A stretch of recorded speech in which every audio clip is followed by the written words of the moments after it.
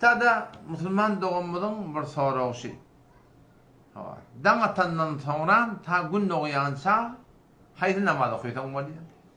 Dan atandan sonra ta gün okuyansa dine 3 namaz doğru. Dine 3 namaz okuytan var ya. Kalan namaz doğru değil. 3 namaz ne hemen? Erti namaz 2 rekat sünneti. Erti namaz 2 rekat farzı. Bir de kaza namazı. Dan atandan sonra ta gün okuyansa başka nefil namaz okumak doğru değil. Fakat dine şey 3 namaz okumak doğru. Bundan ne mi düşünmeli o da? Şunu düşünmeli. Hemen ben dan erti namazda oturup dur. 2 rekat sünnetimi okuyup dur. Gittiğim mescide baramda tahiyyatül mescid okumak doğru değil yani. Şikepten manası da tahiyyatül mescid okumaklık doğru değil yani.